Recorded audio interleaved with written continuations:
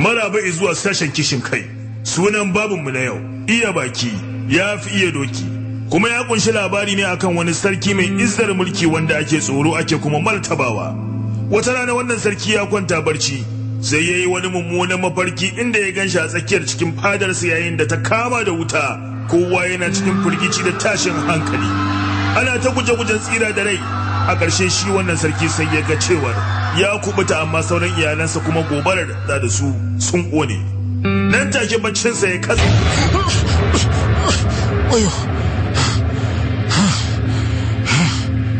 Ko me wannan mafarki ke nufi? Lallai san sa a fasara man shi. Ai kuwa da sassafa a fada a lokacin da ba a saba ganin sarki ba, sai kuwa gashi kowa da kowa na fada ya hallara. Duk ana jira a ji mai sarki zai ce. Fada ta yi tsit, sai sarki ya ce, na yi wani mafarkin da ya tayar min da hankali.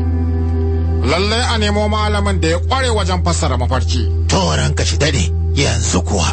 Ba tare da bata lokaci ba aka bazama. Jim kadan sai ga malamin ya shigo fada bayan an yi masa iso ga sarki. Malami ya shigo ya yi gaisuwa sannan ya gurfana a gaban sarki. Yayin da sarki ya mayar masa da bayanin yadda wannan mafarki ya wakana. Bayan gama sauraron ba'asin sarki sai wannan malami ya yi sauri ya tafi ƙarshen maganar sarki. Ranka shi da ai wannan mummunar ishara ce ta cewa gaba ɗaya iyalanka za su mutu su barka cikin kadaici. Gaskiya ɗaya ce kuma duk ɗacinta baɗanta nake a yadda take sai dai haƙuri. Wai shin da kake min magana haka a tsaye kai ne sarkin kone ne? Kamar ma wani jin daɗin faɗa kake maganar da ƙila waƙala ce? Waye sani ma ko ƙarya kake? Shi yasa na ce gaskiya ɗaci gare ta sai da haƙuri. Kai, ku nuna masa waye sarki a wannan fada. Nan take fadawa suka tashi suka kama wannan malami, suka miƙar da shi suka rike shi da jiran umarnin sarki. Sarki ya dubi malamin ya ce, ban gamsu da maganar ka ba, saboda rashin gamsuwa ta da ɗabi'ar ka. Yadda na ji ɗacin ƙaryarka, kai kuma zan jiyar da kai ɗacin mutuwa.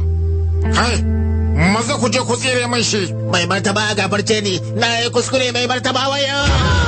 Kamar yadda sarki ya umarta haka aka je aka tsire wannan malami. Aiko da daddare bayan kwanciyarsa bacci haka ya sake maimaita wannan mafarki. Kashe gari ya sake tara jama'arsa, ya kuma turawa a nemo masa wani mai fasarar mafarkin.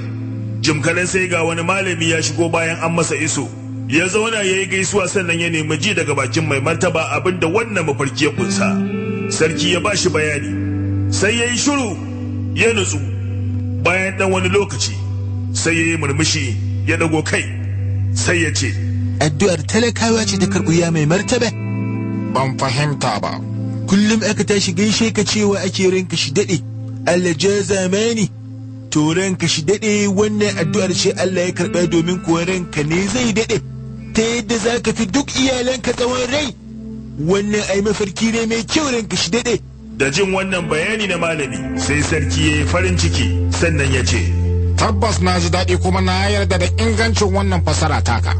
Kana da hikima da kuma kyan ɗabi'a saboda haka zan faranta maka yadda ka faranta min. Maza ku kai shi zuwa taskar mu ta zinare ya ɗebi abin da dabbar da ya zo da ita za ta iya ɗauka. Idan kuma bai zo da dabba ba, ku ba shi ƙarfafan dawaki 3 sannan ku ɗora wa kowanne adadin zinaren da zai iya ɗauka. An gama nan kashi da ne. Da wannan iya lafazi da kyan ɗabi'a ne wannan malami ya samu alherin da bai taɓa tsammani ba a rayuwarsa. Idan kuka duba wannan al'amari da idan basira za ku fahimci cewa waɗannan malamai biyu duka saƙon da suka zo da shi iri ɗaya ne. Abin da ya bambanta su sigar isar da saƙon. Lokuta da yawa za ka ga mutane suna tattare da wani al'amari na gaskiya amma ɗabi'arsu ta kashe su har zuwa ƙasa. Rashin iya lafazi, rashin martaba mutane da iya mu'amala su jefa su a cikin ƙangi da asara. Wasu lokutan ma su jefa su a cikin fitina saboda ba su da hikimar baka, ba sa da tsaftar lafazi, ba sa kallon abu daga bangare mai kyau.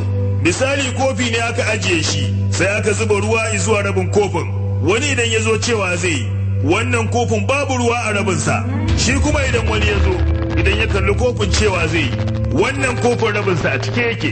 Idan muka duba wannan magana kowanne daga cikinsu ya yi daidai, ya faɗi gaskiya, amma na farkon gaskiyar rashin ganin alheri ya faɗa, yayin da shi kuma na biyun gaskiyar ganin alheri ya faɗa. Saboda haka ba za ka taɓa iya haɗa tasirin waɗannan jawabai guda biyu ba. duk da cewar abu ɗaya suke nufi. Zan ba ku wani misali hallau.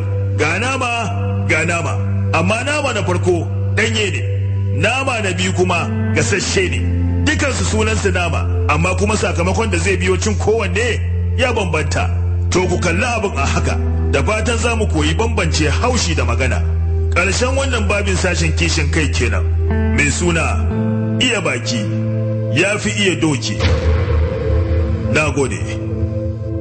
Idan baka yi subscribe ba, idan baki subscribe ba, to maza a garzayewa an tayo a suburbudo a kafta mana subscribe, haka zalika a mazgi wannan hatimin na kararrawa ta yadda akwai da yaushe da muka dora sabon dauka za a sanar da ku a daidai wannan lokaci.